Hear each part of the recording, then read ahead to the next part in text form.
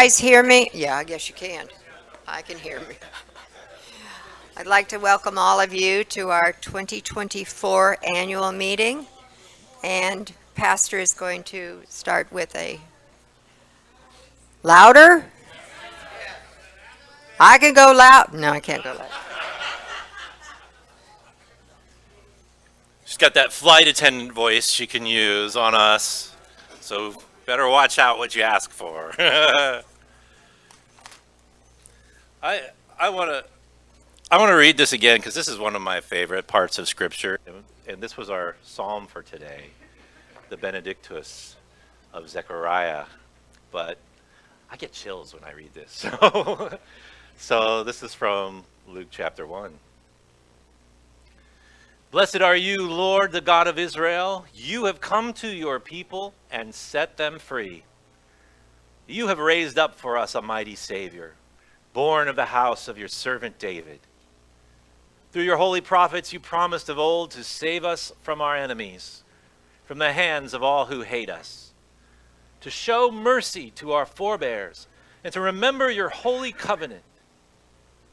This was the oath you swore to our father Abraham, to set us free from the hands of our enemies, free to worship you without fear, holy and righteous before you all the days of our life. And you, child, he says to John, the baby, shall be called the prophet of the Most High, for you will go before the Lord to prepare the way, to give God's people knowledge of salvation by the forgiveness of their sins, in the tender compassion of our God. The dawn from on high shall break upon us, to shine on those who dwell in darkness and in the shadow of death, and to guide our feet into the way of peace. I gotta get my breath after reading that. I mean, this is so powerful. And it brings me back to that day after Milton when we were here and walked into the building not knowing what we would find, and went into the sanctuary, and you've probably heard this a dozen times. But there was a big hole in the roof, yes. But through that hole you could see the cross, standing tall, unbroken. And looking around, there were all the chairs that you're sitting in now. Some of them a little moist, but none of them unusable. And then I turned and I saw the eternal flame still burning. And I looked up and I saw this.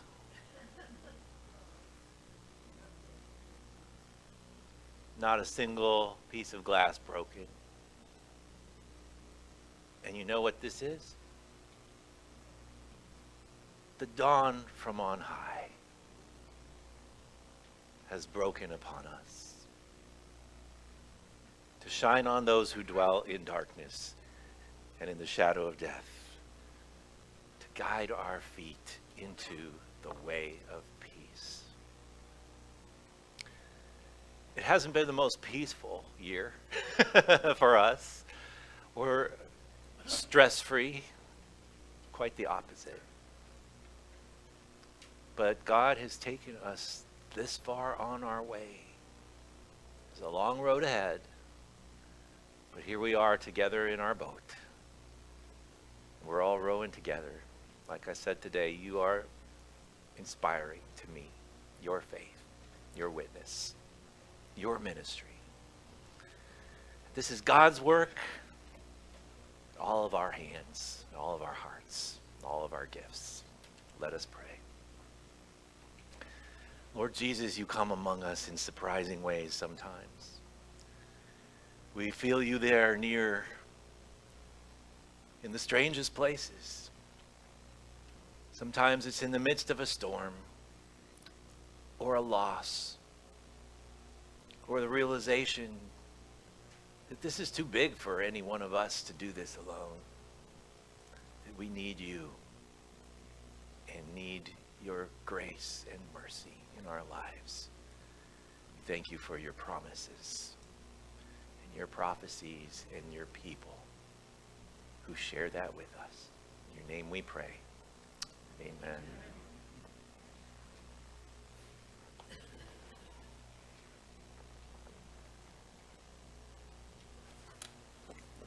Scott says we don't have the walk-around mic, so if there's something that anybody says in the group here, we may have to repeat it. And if you can't hear me, just tell me to talk louder. Iris, do we have a quorum?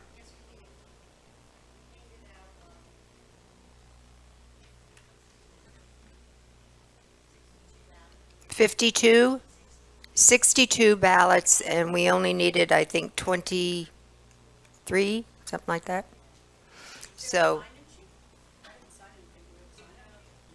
Irish signed, did you get a ballot? She checked you off when she gave you your ballot. That's the way we did it this year. We just had the list, checked you off, gave you your ballot.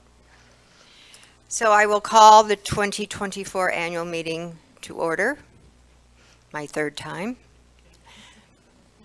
Hadn't planned on it, but thanks, Dirk. Pardon? Yeah, thank you. The agenda, it has, you all received it, but there are a few amendments to it that I'd like to let you know. Instead of the motion to recess for refreshments and reconvene, obviously we're not doing that because we did it ahead of time, so we removed that. We are going to have an introduction of a Mr. Joe Belt, who is the owner of Belt Engineering, who is the company that we are recommending. You'll learn more about that later in the meeting. So do I hear a motion to accept the agenda as amended? Lori, thank you. Bill, second. All those in favor? Aye. Those opposed? I'm sorry. Correct. No, Lori made the motion. Well, they all made the motion, but we'll just pick and choose. And everybody had the minutes from last year. Are there any edits or questions about the minutes? Thank you, Jane. I don't know what we're going to do without her. She's so good. A very special thank you to Jane for the minutes that she has been doing. And just an aside on the minutes, at the council meeting, she introduced something that has worked really well. And as we discuss things, new business, old business, she has put together in the end an action calendar. This is what we're going to do. This is who's doing it. And this is the date they are due to do it. And that has helped tremendously getting us to do the things we've discussed doing. So thanks again for that, Jane. Sorry, you'll have to excuse me. Did I ask for a motion to accept the minutes? Thank you, Michael. Barb, second. All those in favor? Aye. Those opposed? Thank you. I will, just an aside here, let you guys know that I am recovering from food poisoning last night, so I'm just a little queasy today, and if I misspeak, I have 1, 2, 3, 4 people that are going to, 5 people. Harley's going to be our parliamentarian, will keep me on track. Nominations? Marlon, do you want to talk about that at all? No? Oh, okay. You have the council ballot. We are missing or needing 2 more individuals to run for council. Woody? Are you volunteering? Woody is volunteering. Anybody else? I nominate Connie Mead. Connie, do you accept the nomination? No? That was easy. We do need 1 more, at least. We are required to have 10, two of who may be a young adult or a youth. Obviously, we don't have any. Michael's already on it.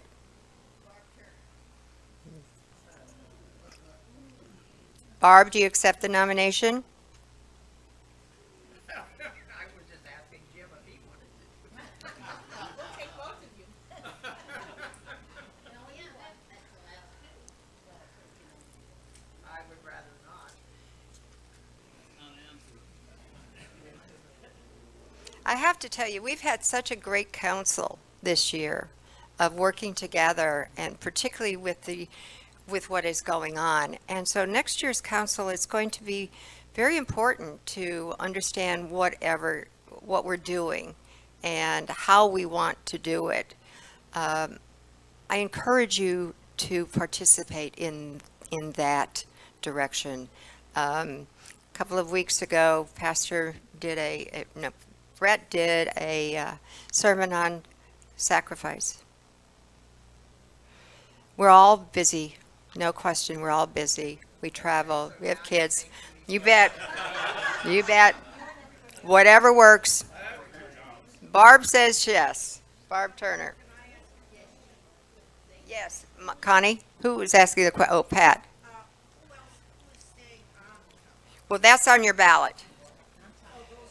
Yeah. Remaining for 2025 is Iris, Elizabeth, myself, and Doug.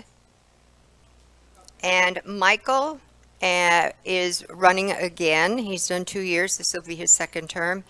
And Butch Straver, who we appointed to fill Dirk's place, has agreed to run for the next term as well. Carol? Her husband is on the ballot. Yes. Connie? I'm sorry. What? I would like to nominate Ron Smith. Ron Smith? Ron, why don't you stand up? Is he even here? Would you accept the nomination? Where is he? Can you stand up? All right. Will you accept the nomination, Ron? No? That was a no? That was a no. Okay.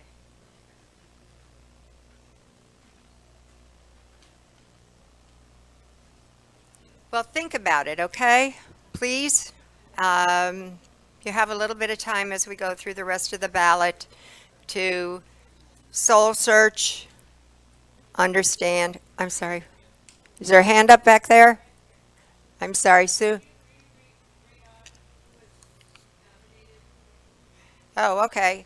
As I said, Michael Block is running again for his second term. Butch has agreed to run for another term.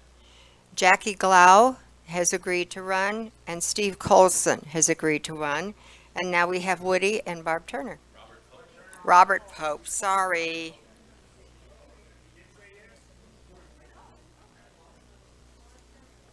And Barb Turner said yes.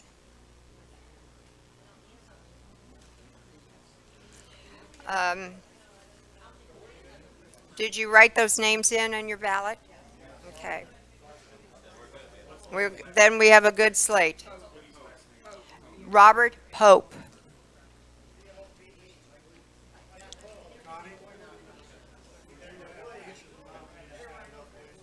Yes, I've been requested that the nominees please stand up so we can see who you are. There's Robert Pope in the back, Barb Turner, Jackie, Michael, Steve, Butch, Doug. Where's Doug? Is Doug even here? Okay. Oh, Iris. You know me. Elizabeth. So that will be your 2025 council. Thank you for those who have agreed. Nominations for Synod Assembly. Brenda and Niels have agreed to do it again this coming year. Nominations for the nominating committee. Yes, Carol? Do you accept that? Thank you. And Marge Schweikert has also agreed to be on the nominating committee. And then we will have either Jane or Rich or both of them will be on it, because whoever goes off from the council. So we could have one more on the nominating. Yes? Pat, would you like to be on the nominating committee? Okay. Pat Colson. I said Jane and or. But they're going off council this year, correct? Correct. That's why they would be on the nominating committee next year. That's the way the Constitution reads. Oh, I thought it was the ones going off next year that get on the nominating. I could be wrong, but that's how. That is, they're going off this year, so be on the nominating committee next year. I think what she meant is that Rich or I would have been on it this year, but it was Marlon was on it. Because he went off last year. So I think, So then two people from the 2025 council go on the nominating committee. One or two. It doesn't have to be, if you have four people going off of it, you'd really just need the one. That answer everybody's question? So again, under the nominating committee, it's Marge Schweikert, Connie Mead, and Pat Colson. And on the back, if you'll see, there's a little bit of information on Jackie and Steve and Michael and Butch.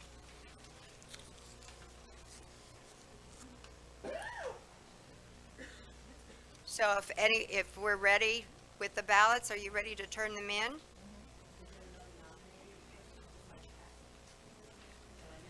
Marge Schweikert, Connie Mead, and Pat Colson. 3, and then one from either Jane or Rich. But they're not voted on, they're just automatic. All right, are we ready to turn in the ballots? Any more questions on this? Iris?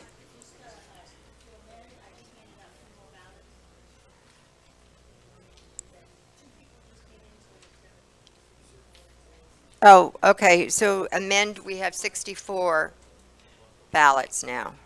Is there another question in the back, Elizabeth?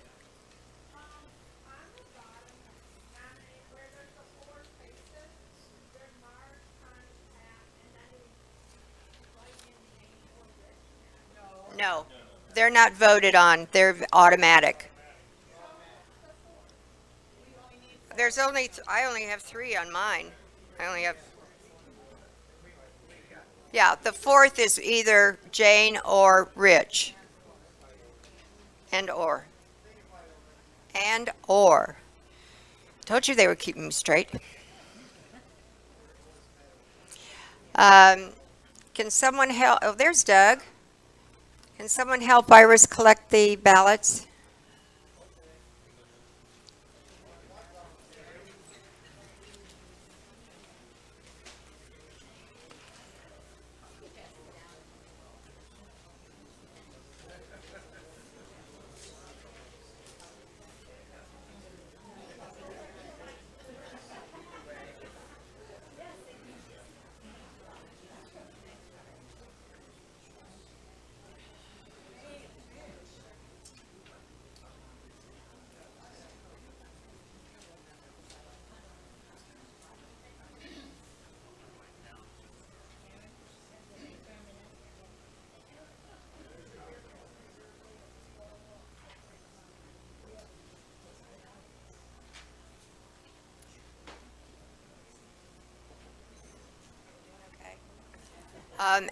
As the agenda was amended, it was to introduce Joe Belt. Butch, would you like to just introduce him, or you want me to? Oh, you want to talk first? Okay. Well, I put you under new business to talk about it. This is just to introduce Joe. But you can do both. Come on. Come on. I think the more information we give you, the better anyway.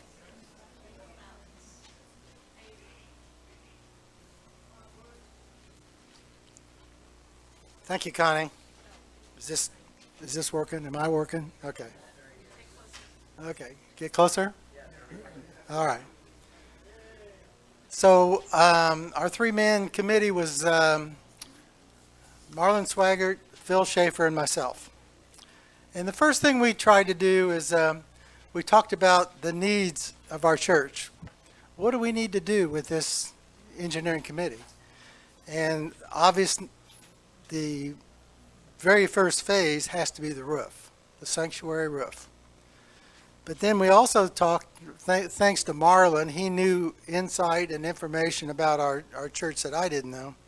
Our air conditioning system for the sanctuary in Luther Hall is 35 years old. So phase 2 is to replace the air conditioning. And then Marlon was also familiar with our fire system. And it's badly needed to be upgraded. And then we also talked about the possibility we might have to have sprinklers. I'll talk about that more in a minute. So phase 3 is the fire system and possibly sprinklers. Phase 4, there was discussion about Luther Hall, about making it more functional. Upgrade the bathrooms, create an interior office or room and a meeting room, and then upgrade the kitchen with new counters and shelving. So those are the 4 phases we came up with that we passed on to the engineering companies that we wanted them to think about and look at doing repairs for us. So our first meeting was on October 31. We made 8 phone calls, including 6 engineering companies that my wife, Mickey, she did a Google search and found, plus we had 2 more names we found in the old drawings of the church. Then we patiently waited from Thursday through the following Monday, November 4th, for people to call us. We had no calls. So on Monday the 4th, I called all of them again. And plus I had my wife do another search. This search she did, companies that had done church projects in the Tampa area. And she found 5 new companies. So we called them as well. Our first meeting with an engineer was Max Neal on November 6th. Max is a good engineer, but he's a one-person company. Max could do the job, but he just doesn't have the resources that some of the other companies had.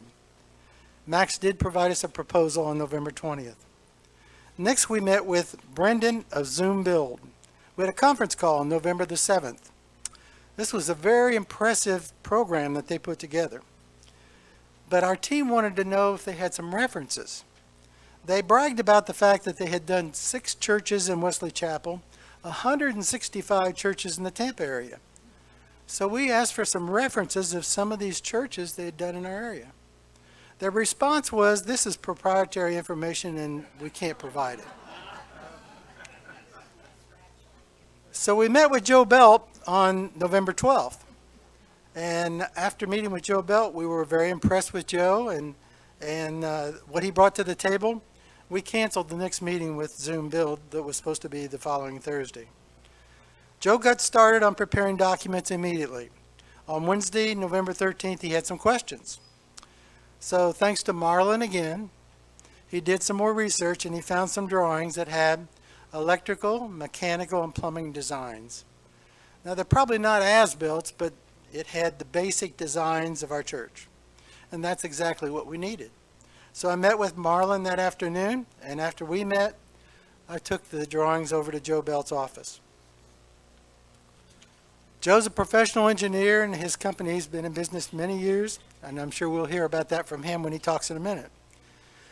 He also, Phil happened to be driving around in Carrollwood, and Phil sent me a text, and he said, what was that church that Joe Belt did in Carrollwood? And I said, the Village Presbyterian Church. So Phil drove by and took some pictures, and they were very impressive. As a result of our team research, we decided the best choice for the architect engineering company was Belt Engineering. We recommended option 1 in the Belt Engineering proposal. Option 1 had a $150,000 savings over option 2. And the more we talked about it, we said that $150,000 could pay for phase 2 and possibly phase 3 of our proposal. We discussed the proposals with Joe Belt on December 2nd and determined that the next step was to sign a letter of intent, so Joe can get started with the next stage of document preparation. With the approved letter of intent, Joe can proceed to contact construction companies to start getting quotes on materials and construction work. Joe will also bring in a vertical lift into the sanctuary to do a more exploratory look at the roof and ceiling structure. He will also be able to bring in some construction companies to do this exploratory review as well. And possibly, Joe can provide more detailed cost projection and timeline within 4 to 6 weeks. So that's kind of where we are, and I'm hoping that if you all approve this proposal, then we can give him the letter of intent today and he can get started. So this report's respectfully submitted by Butch, Marlon, and Phil. And now I've kind of given you the cake, and now I'm going to give you the icing that goes on the cake. Joe proposed this, and I was amazed. So when we do a purchase order for materials, we're going to put our president of our church council on the top line. So that'll be Connie's name. Because our church is going to buy all the materials, and because we're tax exempt, we're saving 7%. So if the materials cost $500,000, that's $35,000 clean. So that is the icing on the cake. So with that, I'll introduce Joe. You want to come on up, Joe, and tell us about your company and what you're going to do for us.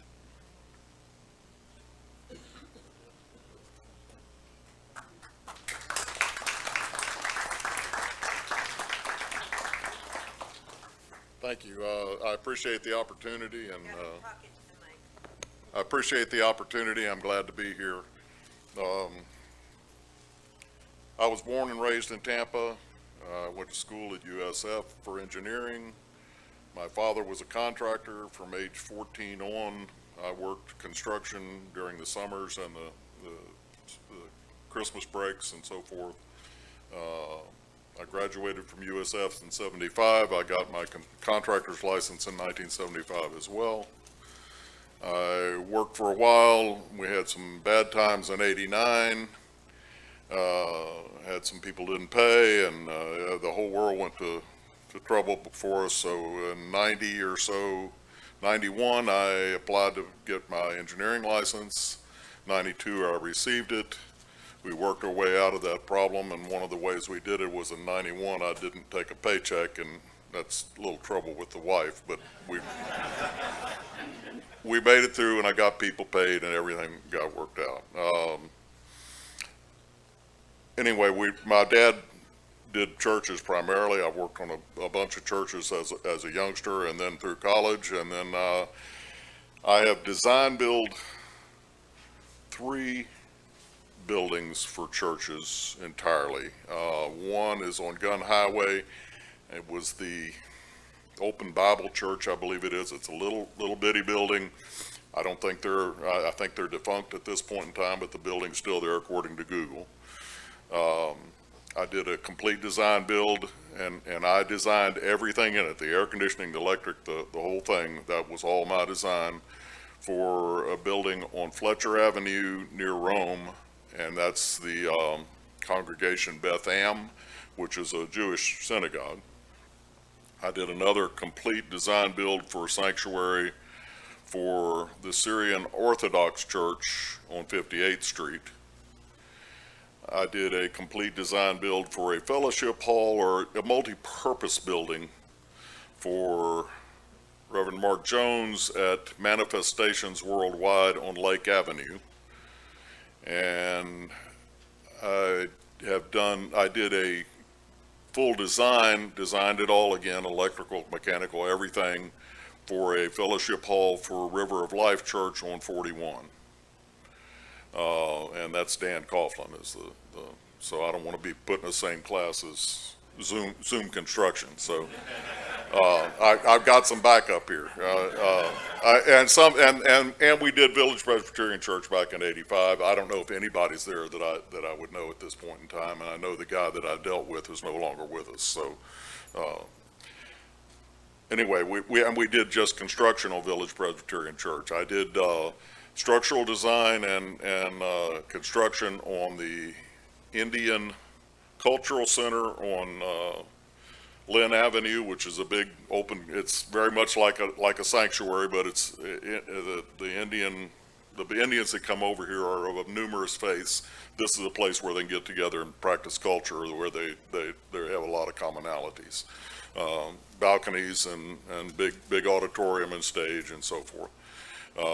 And I did a complete design build on a recreation hall for a RV complex, which is also very much like a church type building, and it was 2-story. And I've done other odds and ends in churches all around, but that's the big stuff or whatever. I look at your church and you got damage. Obviously, I don't think it's incredibly severe. I know it feels incredibly bad.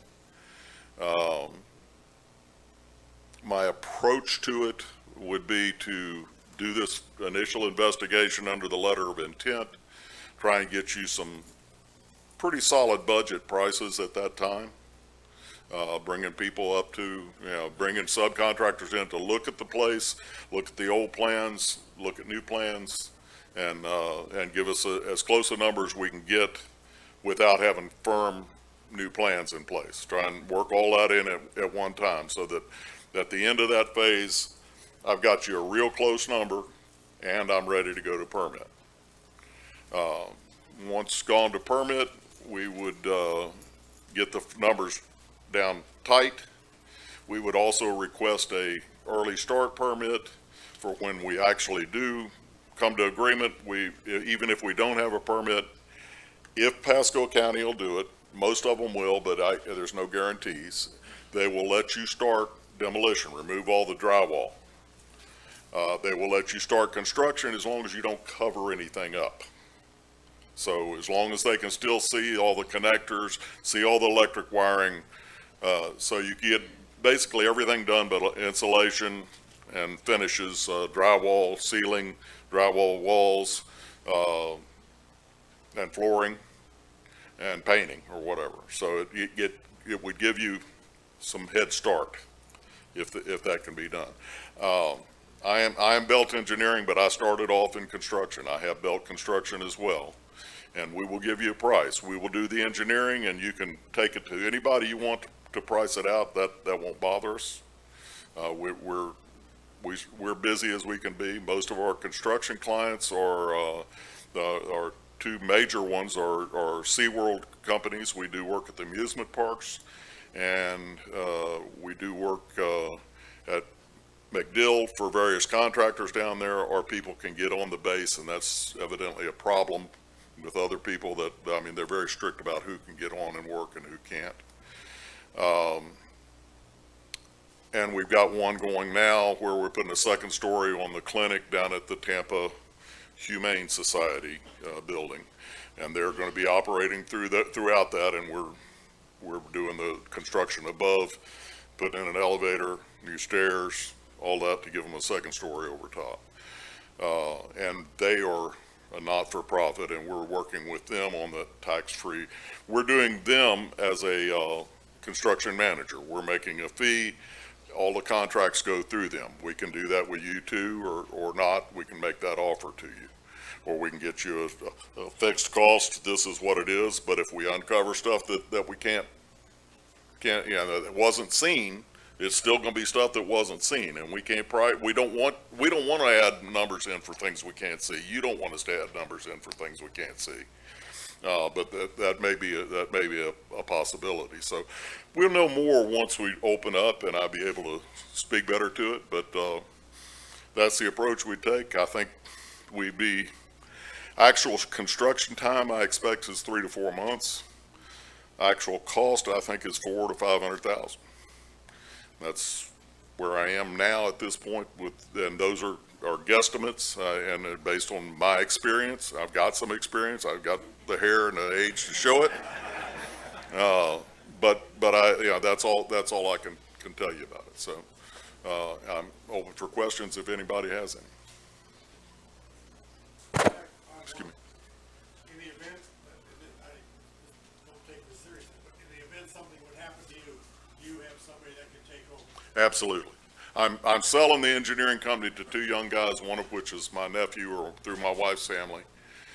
They've actually grown the company, and they own 48% at this point in time. I still own 52. The construction company is still all mine, but my nephew's managing it. So I'm not, I mean, yes, absolutely. Yeah, and I fully understand the question. None of us know. I mean, even young people don't know. So, yes, absolutely, there are people who can take over. Yes, ma'am? Yes, in the estimate, you're saying 400,000 to 500,000, and is that what you're saying about phases? Is that just one? Well, that's the air conditioning and the building. That's not the bathrooms and the other stuff. It may all be able to be squeezed into that, but I can't tell you I mean, we haven't even talked about what we want to do in the bathroom, so I don't know. But I really think it's in y'all's best interest, let's get something in for permit. Because I can't control the time that they take, and I can't guarantee an early start. I can't guarantee an early start permit. But if we could get one, it will help you out. And every time you can't open the big sanctuary, you got a chance of losing people completely, or losing the income that you might have from the collection plate. And I mean, I hate to talk to it as a business, but it is a business. We're here as in some fashions, it's a business. We're as an annual congregational meeting, and you're treating it like a business, you're running it like a business meeting. That's kind of what it is. So, without money, nothing runs. So, I think what I think is important to you is to get back open as quickly as possible. And that would be the track I would advise you to take. Yes, ma'am?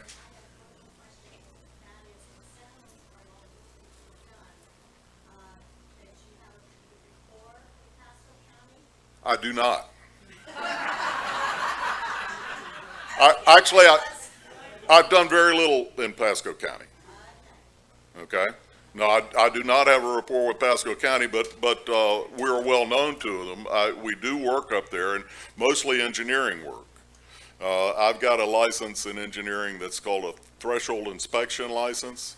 So for big buildings, you have to hire a threshold inspector.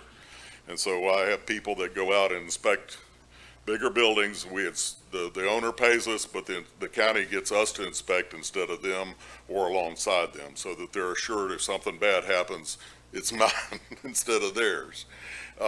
So we've done a number of those in Pasco County, but I can't tell you what they're going to be like, and I can't even tell you if the same people were going to be working there next month that were working there last month, because there's a lot of turnover, and I mean, there's a lot of opportunity in the construction industry and engineering industry right now. We can't find people. We have trouble keeping people. Not a lot of trouble keeping them. I take that back, but we have trouble keeping up with the work because of the people.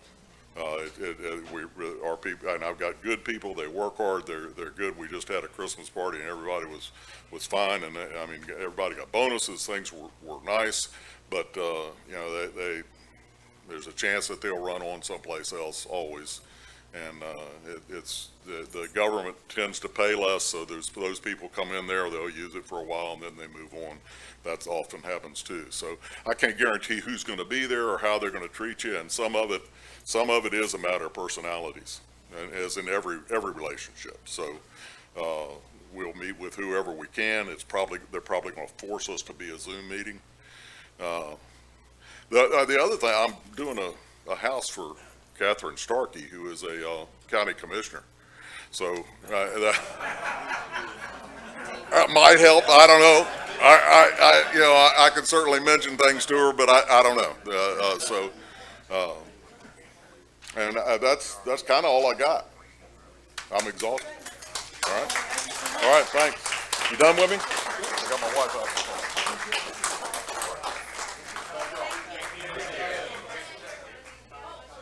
I'm sorry. Scott?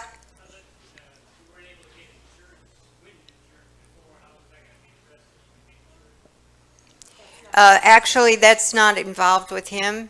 It's something that Michael and Iris are working on.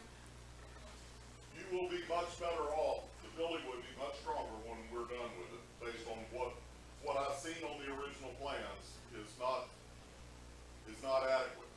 That's probably why you have the problem. When we're done with that sanctuary, it will be adequate for today's codes. I expect that you can get insurance. Now, I understand there's one insurance company that you're dealing with that has to do with churches. Is that They won't do wind, we have a wind exclusion, but Michael has identified the possibility of another company. There Well, are that's not now, not now. Right, I know there are other Yeah. companies out there, so if one says no, there, others will, and it'll meet code. I have no understanding why they wouldn't accept it. Thank you.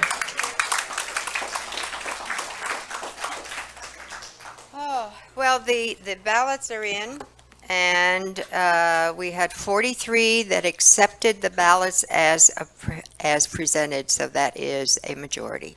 So thank you, all of you.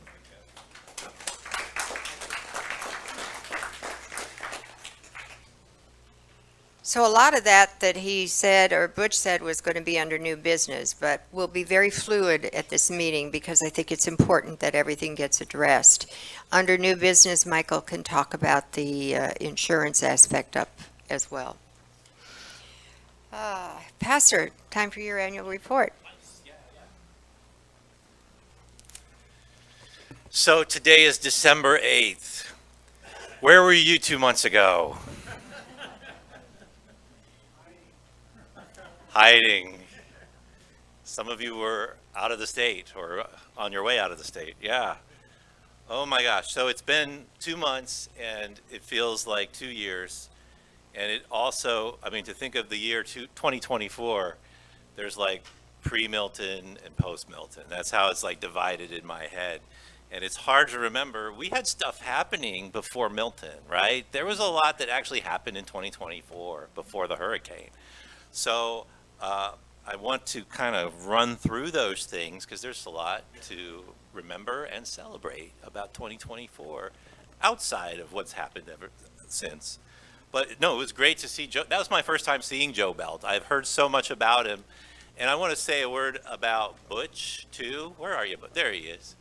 Not only does Joe Belt seem very qualified, but Butch, as a leader of our search team, is extremely highly qualified for doing this job. And I don't know if any of you know this, but he has done construction projects in the past, very large ones. He has been a project manager of multi-million dollar construction projects in the past.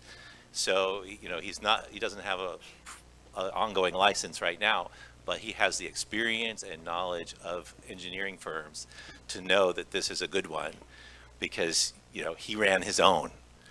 So I'm telling you, the Lord has provided us with the gifts we need to be where we are today. And it's been, you know, inspiring to see things fall into place that need to be there. And when we started this off, we didn't know how would we find the right person? How would we know that it was the right group that will be honest with us and will do the best job?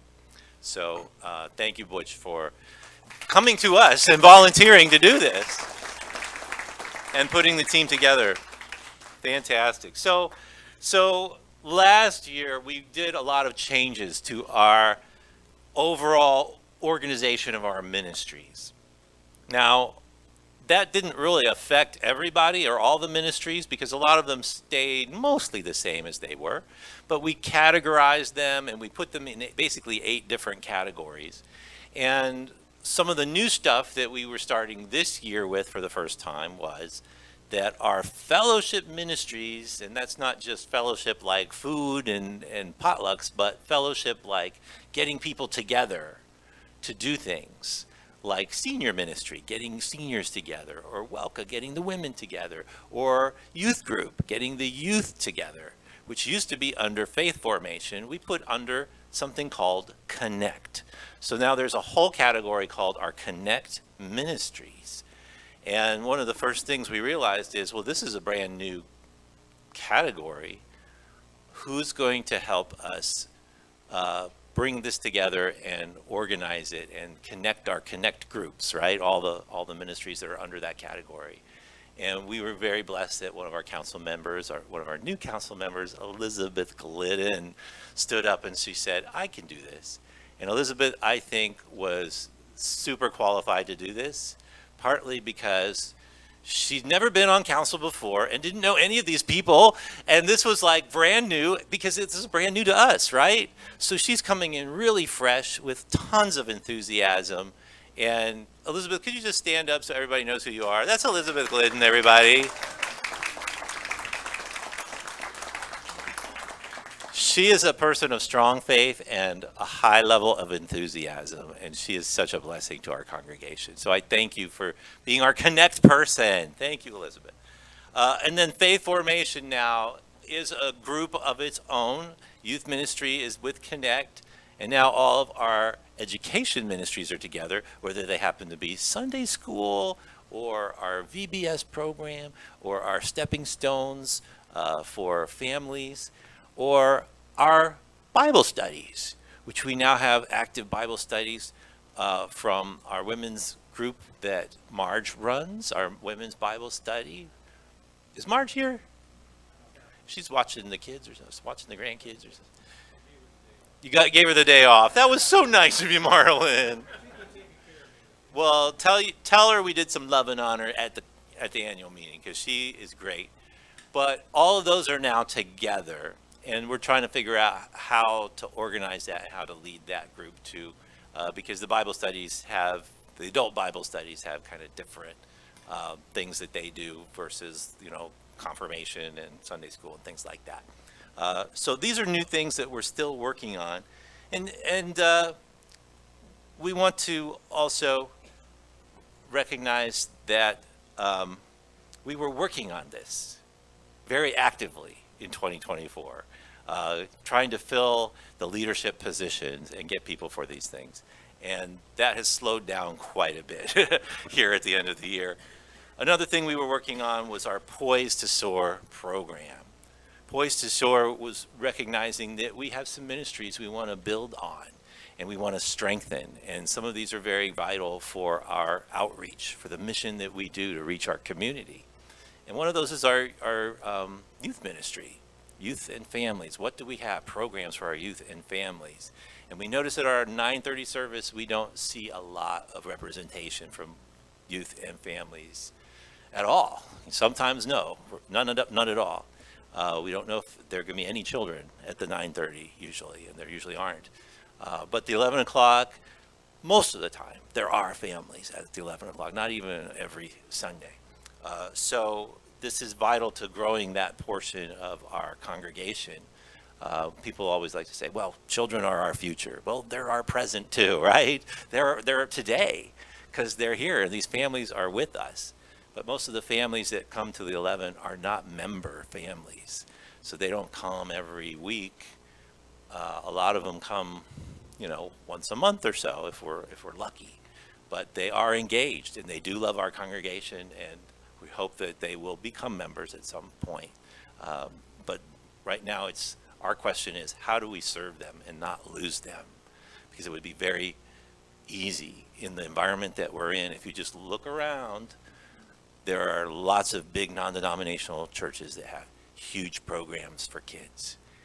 Huge programs for kids, and they do a great job of what they do, but they don't do what we do. Their kids' programs are big and flashy and kind of commercialized versus what we have, which is a more relational connection to these kids. And they become part of a family. Our church family, we tell them, is your church family. So that's what we want to happen and grow that and strengthen that. So we have not been able to do a Poised to Soar meeting on youth ministry or on the senior ministry, which we also want to strengthen and give more structure. thankfully, the grant money that the Synod gave us, they know our situation, and they are willing to wait as long as it takes us to get this program done. So we don't have to be in a hurry. We don't have to rush it. We can take our time, get it done in 2025, and help those ministries grow. What we were able to do this year in 2024 was the first part of our Poised to Soar program, which was to work on our Reconciling in Christ ministry, our very important outreach to those who are in marginalized communities like LGBT folks and, people of different ethnic backgrounds, people who are in wheelchairs or other kinds of disabilities and things like that. So what we did at the beginning of 2024, and I just want to call this to everybody's attention, this statement is now on our homepage of the website. And it's very important because this is how we identify what our mission is as a Reconciling in Christ congregation, which we voted last year to become. This is our welcome statement. We say this for everybody. We are called by Jesus to love God and one another, and to accept, welcome, and embrace all people without exceptions. We commit to social and racial equity, creating a safe, supportive worship space, and making inclusivity a reality for our community. We invite you to join us no matter your race, culture, ethnicity, age, gender identity or expression, sexual orientation, education, physical and mental abilities, socioeconomic situation, political affiliation, citizenship status, family status, background, or where you are in your faith journey. You are a unique and beloved child of God. You are accepted and affirmed just as you are, with all your gifts. Jesus loves you, and so do we. So this is our welcome statement that we send out to the world and say, it's our commitment to try to live up to this. So I've had people who come up to me and go, this really sounds like atonement. The atonement I've known. I've had charter members of this congregation tell me that. This is I recognize our church in this, so I hope you do too. So in the midst of this, of course, Dirk Selland and his family have gone to Charlotte, North Carolina. I heard they're doing well up there. They've got a house now and doing fine. So we bless them. But he was certainly one of the drivers of our RIC program. And we want to pick up the legacy of where he left us and get that group meeting again and working on it as we reach out to our community. Like I said too, Poised to Soar will be reinvigorated in the years to come as we find out more about what's going on with that building and what we can accomplish there. We were able to, in 2024, host a very important ordination, that of Margarita Romo of the Resurrection House Lutheran Church up in Dade City. And she's more than the leader of a church. She's the leader of an entire community, that a movement, you could call it, the farm worker self-help movement, to help the Hispanic farm workers who live in that area, work in that area, and are so underserved in so many ways. A lot of them go to her organization to get help, and she has advocated for peace and justice issues for many, many, many years in that community. So she's been recognized by the government, she's been recognized by the governor, and now she's been recognized by the ELCA as a ordained pastor and officially a leader there over at Resurrection House. So that was really inspiring to be a part of that. A hard thing in 2024 was saying goodbye to our office administrator, Mary Beth Gandiosi. She'd been with us 6 years. Can you believe it's been 6 years? And I remember we found her on Indeed.com, and we had over 100 resumes that we looked at, that search committee. And every time we went through them, she was our top pick of every single person on that committee. It turned out she was the one. So she blessed us for 6 years. Someone who had never worked in a church before, so she had a lot of, and she had a lot of learning to do to fit into that office. But she did a great job, and she did it with a great spirit. And when she told me, I think I was still on sabbatical. It might have been when we were getting ready to go to Ireland. So we didn't have a lot of time to prepare beforehand. But we went back to Indeed.com since it was such a winner the first time, and two of the people on the search committee had been there on that same search committee for Mary Beth. And I think we did just as good a job this time. I hope. How many of you have met Patty Harmon, our new officer? Look, most of you have. That's fantastic. Patty is fantastic. She is really wonderful.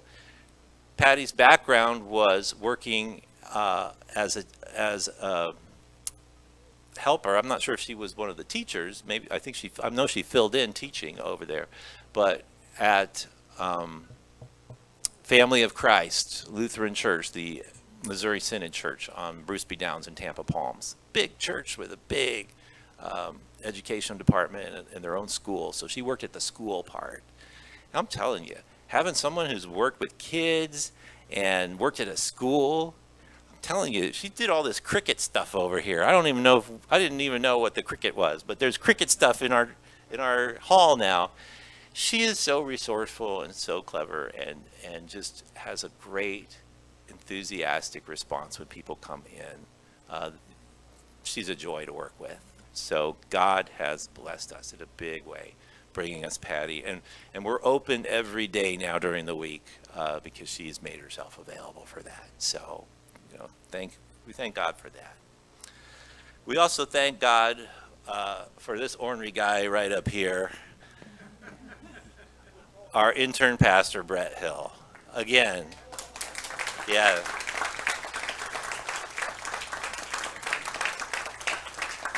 Brett, you and Susan have really blessed us. We knew that this is somebody who lived near us, so we weren't going to get rid of him easily if it didn't work out. Now he knows where we live, right? So, no, but just what a gifted young guy. I want to say young whippersnapper, but I don't know. We're not that different in age, I don't think. But the experience that he brings, the love for Christ that he brings, the love of learning. He's growing so much and just soaking up what he's learning in seminary, and he's using it in his sermons, and it's been a blessing for all of us. I'm learning stuff too. He gave me a book to read this last weekend, and it's like, man, this is new stuff. They didn't teach us this stuff in seminary. So this has been just a great experience, and we look forward to the rest of the internship and seeing where God takes you from there. But you definitely blessed us, and your background, I think, has really helped us.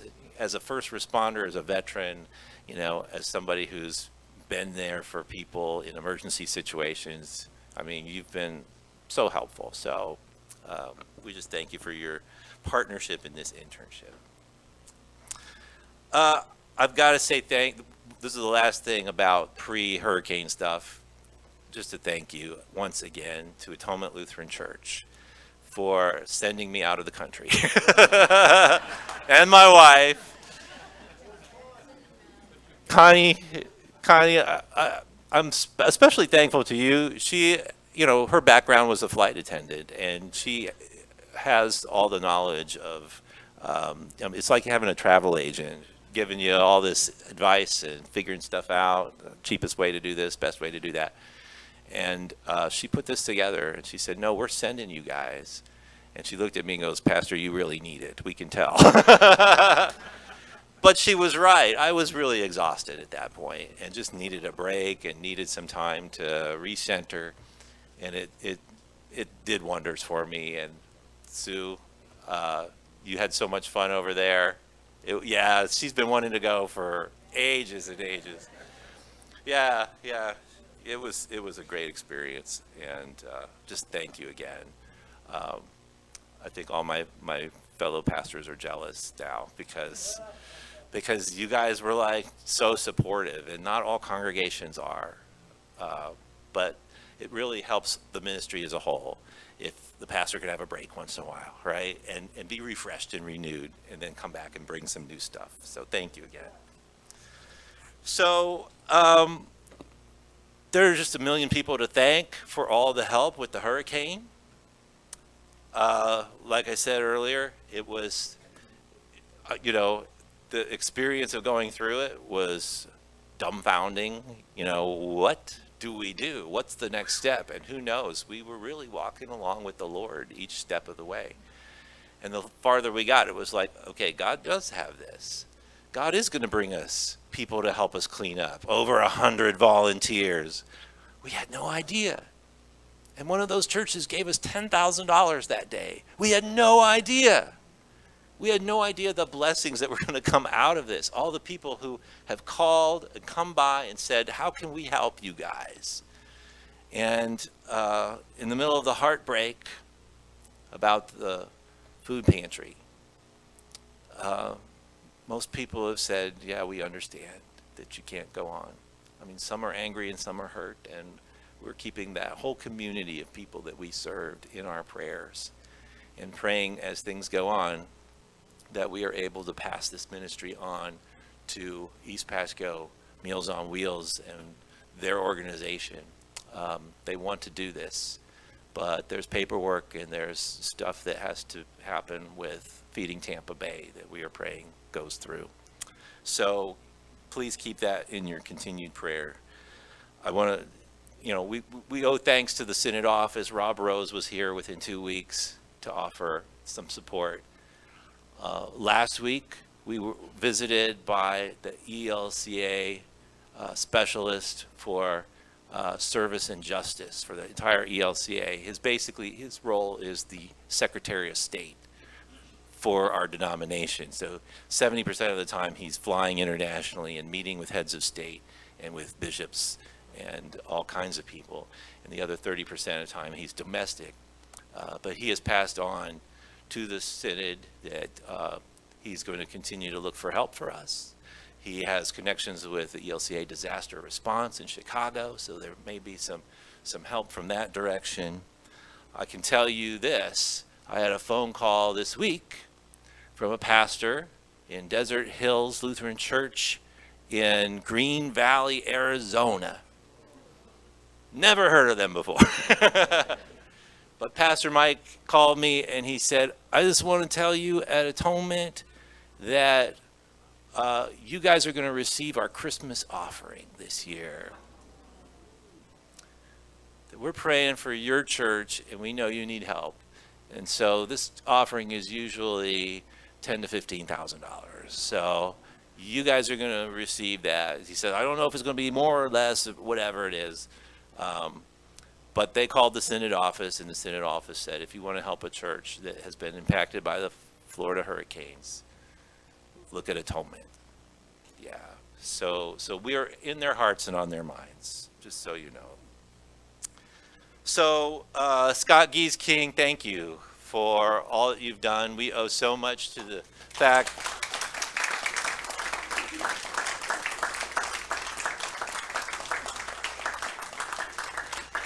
that we are able to have worship, that we are able to have speakers and microphones, and the live stream works.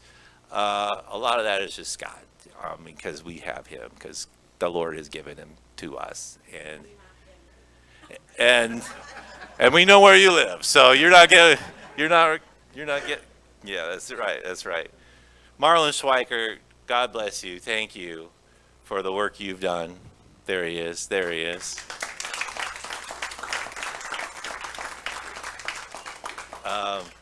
This guy's really good. I mean, he found those drawings. I don't know how he found those drawings, because I'd gone through them over and over again, but you found them somewhere to help Joe Belt. My favorite Marlon story is that he pushed the button over there when the guy from Withlacoochee didn't want to touch it. He's like, I ain't doing it, but if you want to do it, I'll watch you do it. And Marlon was like, okay, and he pushed the button and started the power, and the power came on in this building. So thank you for having the guts to push the button, Marlon.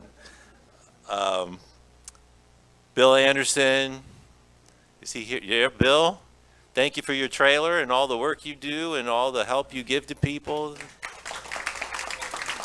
Along with John Kostialik, who, even though he shouldn't be lifting anything, shouldn't be doing anything because he had surgery, was here helping cut down his the wooden platforms that he made in the sanctuary. He helped cut those down with his sons so that they can be stored. I'm telling you, Chuck Charmante and Estes Trucking and all the work that he has done, all that he has helped us with over the years, but this especially this year, we are so grateful. That has been amazing.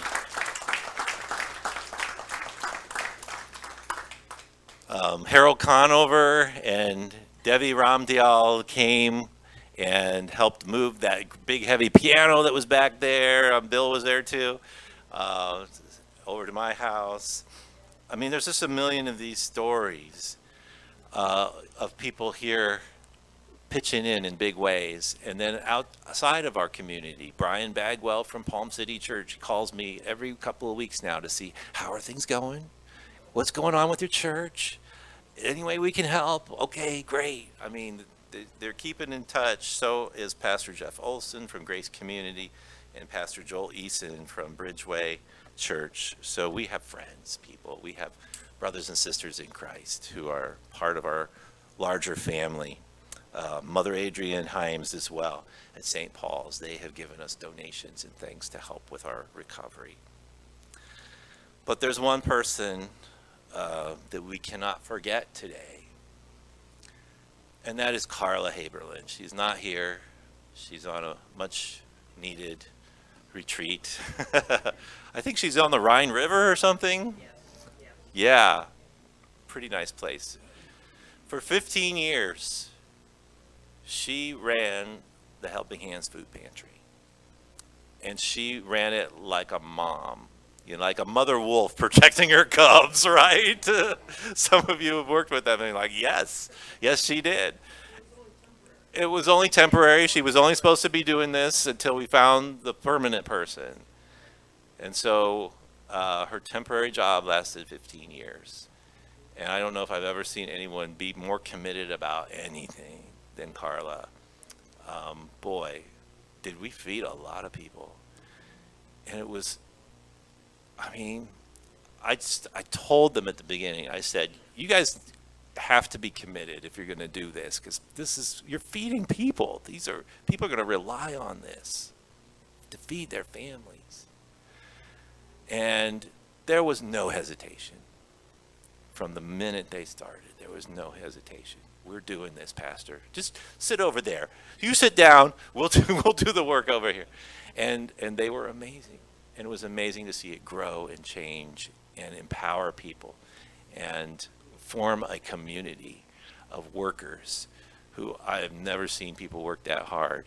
I've never seen people in their 60s, 70s, and 80s work that hard. And these guys were pretty healthy. But this was a hard year, very hot Wednesdays, and people were fainting, and they had to sit down. It was dangerous this year, more so than I've ever seen. So there are aspects of not having the food pantry that open up new possibilities for us, right? Just like when the daycare that was here when I first got here ended up leaving, that opened up the opportunity for us to start the food pantry. So this is the year we're going to have to be in prayer. What is next for Atonement, right? Where is he leading us now? This is going to be a year of reflection. We're going to have a lot of work to do on the new building or on the old building. But we're going to have to be in reflection and prayer too about what our new mission is going to be in the community. But this is where God has brought us to this new day. The dawn from on high has broken upon us, and the Lord is with us every step of the way, and I thank you all for all your help, all your love, and all that you share with the world. Thank you.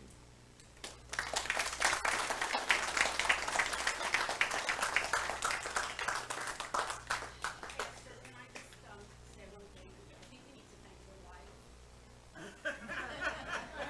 She was here every single day after Milton. I mean, she just worked tirelessly. Yes, she does. Yep, thank you. Yep. I have to add one thing. I learned yesterday from Barb that her congregation in Ohio, It's the Women of Zion Lutheran Church. the Women of Zion, the women's group in Zion Lutheran Church is sending $2,000 to the building fund. Iris, hope you all had a chance to look at the 2025. Couple of new things on there. Yeah, the sabbatical, pastor's sabbatical. Oh, okay. Do we want to do the budget first or the treasurer? Why don't we do the treasurer's report first and then the budget? Okay. So the treasurer's report is a monthly report I give to council, and I do it on a monthly basis. So this is the last one, and it does have some year-to-date totals that we spent, but also attached in the packet is a profit and loss worksheet that Connie developed, and it simplifies pretty much the whole report. You can just see it all in one page. So if there's any questions, or does anybody have any questions or concerns? What is the St. Paul's textile? Is that? That's the clothing, Oh, okay. Thanks. anything else? Connie? Just the treasurer. Do I have any other questions or edits to the treasurer's report as presented? If not, do I hear a motion to accept the treasurer's report as Connie Mead? Second, Carol? All those in favor? All those opposed? Thank you. Thank you, everybody. I can go home now? Yeah. Well, the budget is, make sure you're looking at the budget that says 2025 budget for general fund and accounts with a budget, because somehow a 2024 version got out there, so. Does everybody have that one? Okay, so we did have a lot of changes. We did add, as Connie said, we added a line item for pastor sabbatical. So if you want to donate to a sabbatical for his, I think 31 is going to be the next one, or he's scheduled for one in 31. We set up a fund in case anybody wants to, instead of trying to do it all in 1 year and get, you know. So, what else? Anything else on that? For the revenues, that's pretty much, everything is the normal. And then on the expenses, we were able to reduce some of the, building expenses because of the damage, so we did get one good thing out of it. But, the electricity is gonna be lower, the security monitoring, I don't even think we're doing it right now. It'll come back in once we get ready to do that, but right now it's not in the budget. And fire inspections, I think, Marlon, they won't even have to inspect that building right now. So in the janitorial supplies, hopefully they go down. It should go down, but So we reduced some of those, and then the copier was on there, but then they wouldn't let us cancel our contract. So we still had to pay or buy it out, which was, it was about $20,000 to buy it out, so we decided to keep it. But they did cancel the copier lease, and I'm currently working with the bank to see if they'll suspend our payments until, but they haven't gotten back to me on that yet. Okay? Anything else? I mean, anybody have any questions, or Lori? So I'm understanding that you're reducing the cost factors in our budget because we don't have this building. So you're anticipating that we really will be back in that part of the building for a year? I don't know. Of our budget, we're cutting numbers to accommodate that. Okay. But then what happens if we're Yeah, I think at that point in time, we do an amended budget, and we'll have to have another meeting but right now, we had to go with what we knew, because we don't know what FEMA's going to do yet. We don't know about the small business. We don't know about disaster, what money we're going to have. Are we going to have to take another loan, a mortgage, or whatever, and what that payment would be. So once we get into that, then my best guess would be to do an amended budget.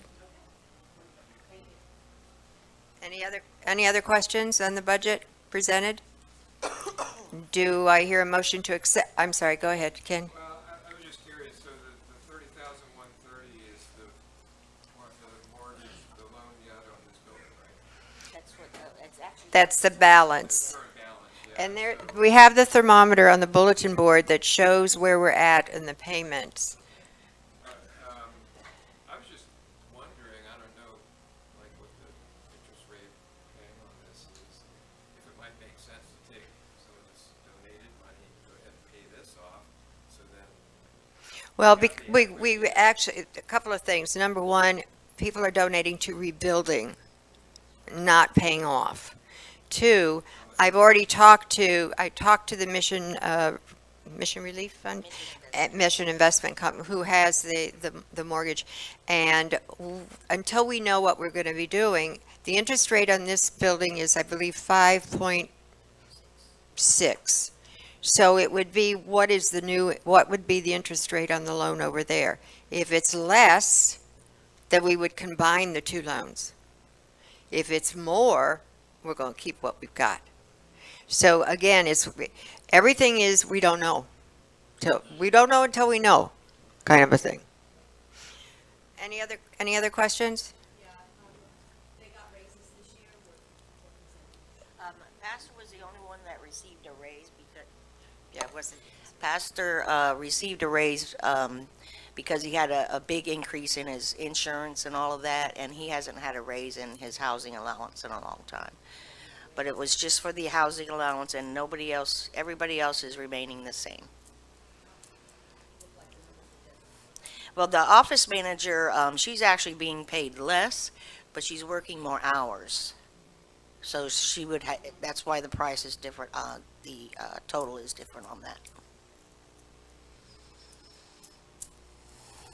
Any other questions? Do I hear a motion to accept the 2025 budget as presented?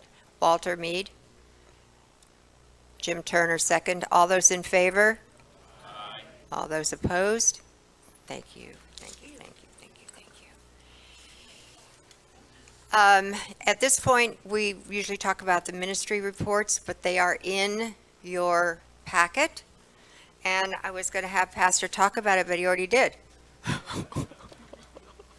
So we'll move on to new business, which is what a lot of you are waiting for, I understand. Although Butch gave you a lot of the background, the team with Butch leading it, of Marlon and Phil Schaefer, what a great team they made. I will tell you that. And in information and getting back to council of what was going on and how they literally did this to find Joe Belt. Along with the research team, we are going to be putting together what we call our Rebuilding Our Future team. And that would be different people being in charge of different things. We'll get more information for you on that. Like, for instance, Butch and his group will continue working on the construction. I'm going to continue doing FEMA, disaster relief, the loans, all that sort of stuff. Rich is going to be continuing overseeing the storage, because we don't know where anything is. I have the 3 TV screens in my second bedroom. So he's got an idea. If you're storing anything in your home and Rich doesn't know about it, would you let him know, please? Because that's how, when we start putting it back together. Or we'll get to, yeah. Butch already gave you his background. We had that on there, on their search committee. We are going to take a vote on Belt, but before we do that, I want Michael to talk about the insurance, because that is certainly something we're all concerned about.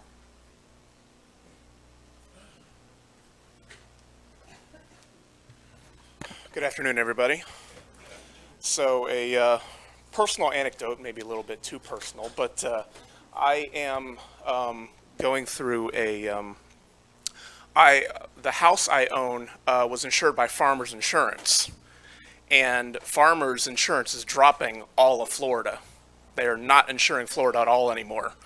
And so I've had to go search for new insurance with a roof that was last permitted in 2006. So I'm having to go search for insurance with a old roof because I'm having such a hard time finding roofers right now, obviously after Hurricane Milton.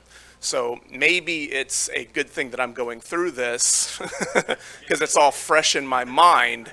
So I have taken it upon myself to look into what our insurance situation was with this church and why we had the wind exclusion and so on and so forth. So I contacted the insurance company, and they said they have stopped offering wind damage coverage in all of Florida as of April 2023.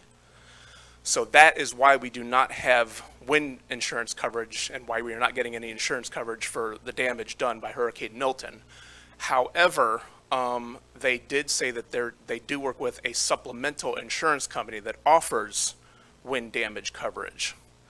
So what I'm going to be doing is I will be working with Pastor and Connie and Butch and Marlon and all that, and I want to be sure that as we go through the process of rebuilding our church building, that we are doing it in a way that we're going to kind of weigh the options as to will this new design be more, what am I trying to say?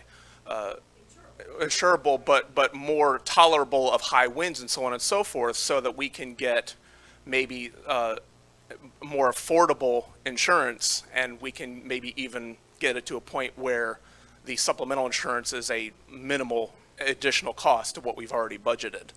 So that is what I have taken upon myself as vice president to going forward to see it, because I expressed this in an earlier council meeting. I said, what if we go through this entire rebuilding process we're talking about $500,000 and we're done by April, and then we have another hurricane come through next summer? And I said, we can't afford to do this twice. So we need to do whatever we can to find ways to make sure that when this is all done, we are insurable for wind damage. So that's what I will be working on this year. So thank you.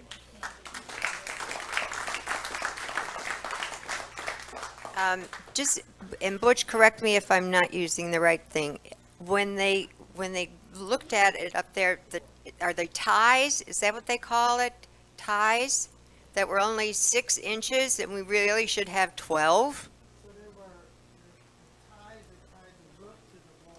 Right, the ties that tied the roof to the walls. 6 inches. And Joe touched on that. He said Yeah, what we had was not adequate. was not adequate. Yeah. Hurricane roof was more like 12 inches. So this new roof will have that. Plus, I don't even know how to explain this, but the roof won't be going up like it did. It's going not gonna be where wind can pick it up. Yeah. So he's changed that design too. So there's more amenities he's doing to, where wind and rain won't affect it. So he's changed a lot of the design already. So that, you gotta cheat on what he's doing.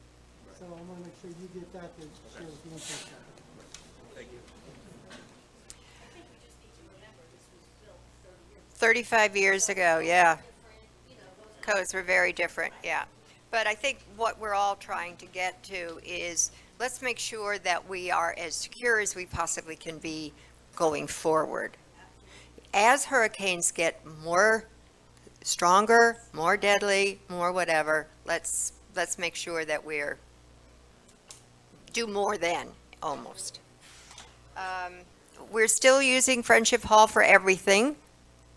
We, what was it, Friday, we had our impact meeting, then we had the three of us meeting with FEMA, we had Patty over here working, we had Al-Anon in the back. So needless to say, we are utilizing this building a lot, a lot. Thank goodness we have it. Those of you who were involved in getting it for us, thank you. Now we get to what we really would like to talk about, and that is we have to, the Butch's committee made the recommendation to council to accept Belt Engineering as our architectural engineering firm. And the council approved that motion at a Zoom meeting on Monday night. We also discussed the fact of putting together some money from the rebuilding that we already have, the rebuilding fund that we already have, so that we don't have to keep coming back to you every 5 minutes or every week or whatever. Well, we need another 5,000 or we need another 10,000. So there is a motion, and it has to be made from the floor. I move that Belt Engineering be hired to inspect and repair the church building, and that $60,000 be allocated from the Rebuilding Our Future Fund to begin the initial work. Did everybody hear that? No, I'll repeat it. Michael moved that Belt Engineering be hired to inspect and repair the church building, and that $60,000 be allocated from the Rebuilding Our Future Fund to begin the initial work. Let me explain what that would be first. Belt, we'd sign a letter of intent. He was not going to charge us more than $5,000 for getting the lift over there, for checking everything, for doing all that. If we move forward on this, we want to be able to have some money available, so we don't say, oh, well, can't give you that till I go back to the council to get it approved and the congregation to get it approved, and then we might be able to do it. We have that money and more in the fund right now. It's not that it's going to be used right now. We just want it available. That is the motion. Do I hear a second? Without question in a minute. Rebecca seconds it. Now, do I have discussion? You had your question, Phil. Okay, you have a question, Walt.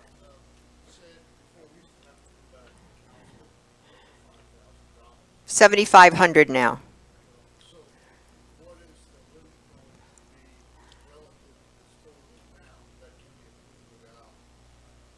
Well, I think what we're trying to say here is we know we have this cash right now. We don't know yet what we're going to get from other sources. This would enable us going forward for at least the next couple of months to get the permits, to get the lift, to do all the things so he can come back and tell us. I think he said not to exceed 5,000. Butch, please correct me if I misspeak here, okay? That would be to inspect, analyze, propose, and then we go from there. So it would be. But I think what he's saying is, there's in our constitution, or somewhere, that approval for contracts or things that you're doing that are over 7,500, we need the congregation to approve. So if we have That's why this motion was made. So you're making the 60,000 so that you don't have to keep coming. Correct. Back to 35. I'm sorry if I didn't say that right. Yes, Michael?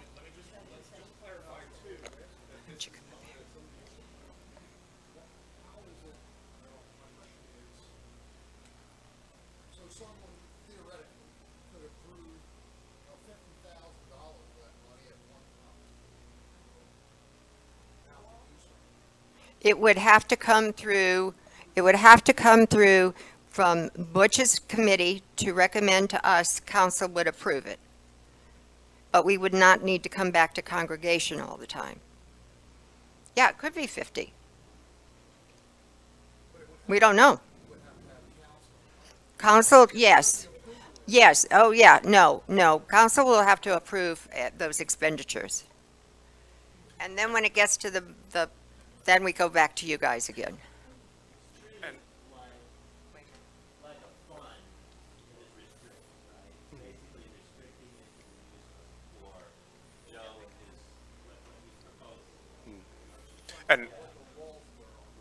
and and that's what I wanted to clarify is this is money that is already in, this is the donations that we have received so far only for the rebuilding. This is not from the general fund. This is not coming out of any other funds of the church. This is only money that has been donated to us specifically for the purpose of rebuilding the sanctuary. That's it. We are not taking money out of anywhere else.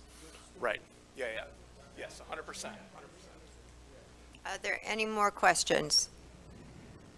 I just want to say, I dealt with a lot of contracts and people in building this, the council, in building Frenchville. And the one thing that I liked about Joe is he was looking out where he could save us money. And when you guys told us that he's looking at us purchasing more material, Yeah. I mean, that is just incredible. Because we dealt so much with the cost of everything going up, and we always had to be doing something more and adding, thousands and thousands of dollars onto us. So that part I think is absolutely. Did all of you hear what she said in the back? She was saying how much she appreciated the fact that Joe Belt was looking to save us money. For example, me signing my name on that. I just hope, I just hope they don't want my social security number or my credit card, whatever. So that's basically what it is. Is there any more discussion on this? I will call for the vote then, and I think we need to have let's try it first with the ayes, and if there are any nays, then we'll do a count. All those in favor of the motion that was made? Aye.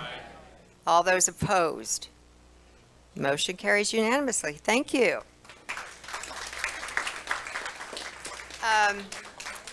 We already did the election results, but I wanted to let you guys know too, Friday, Brett and Pastor and I talked to FEMA. We now have a dedicated person, and we talked to the mitigation and in the state of Florida and the FEMA.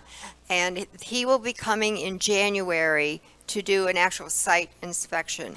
We are loading documents as much as we can.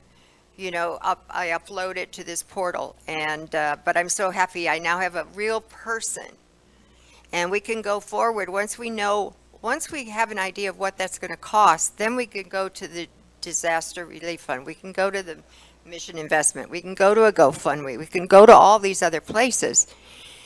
I don't know if you know, Pastor said this, but we did have someone who said they would match funds up to $25,000. There's also, thanks to Steve Showers who suggested it, there is also a chart up on the bulletin board that shows where we are in the matching funds. And we also are still putting an update as we have updates on the bulletin board. Can you talk about the leadership team, the rebuilding of the leadership team, and the slots that are open? Oh, I mentioned that. I didn't know you wanted me to say that. Okay. Well, I can say it. Yeah, you can. I thought we were going to talk about that later. I figured we were about where.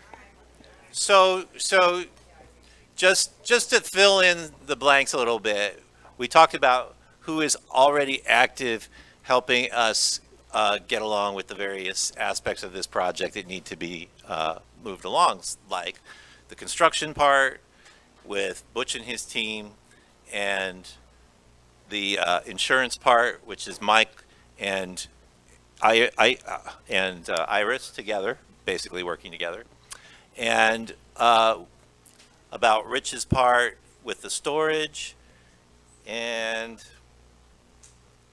Connie's part with all the FEMA submissions and other kinds of grants.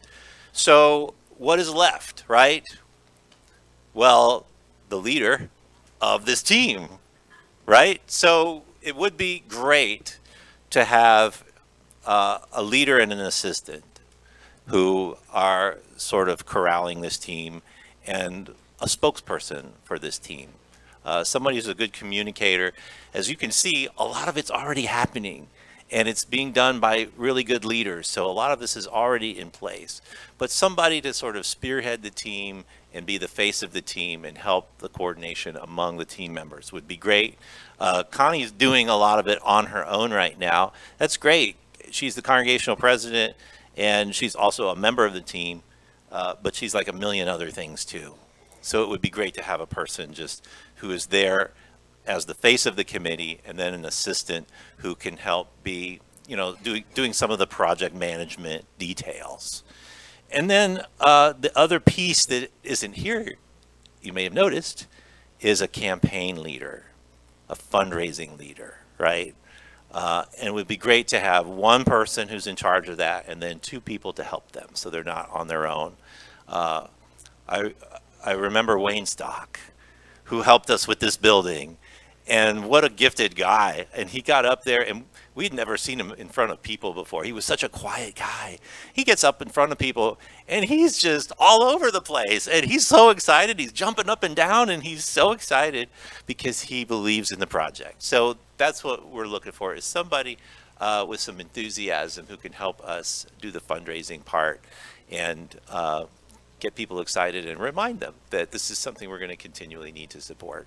So we're basically looking for two people as leaders for the whole team, and then a person and two assistants as someone to lead the campaign part.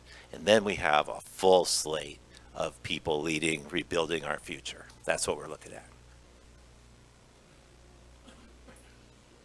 Is there anything else anybody would like to discuss in this open forum?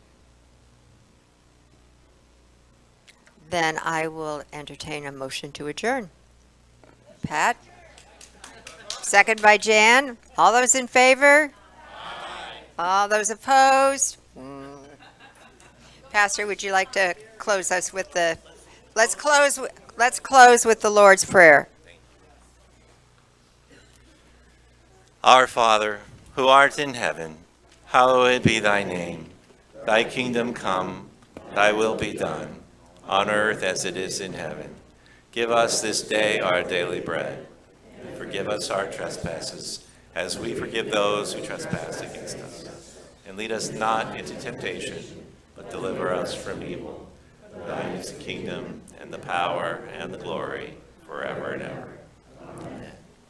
Thank you all. Thank you.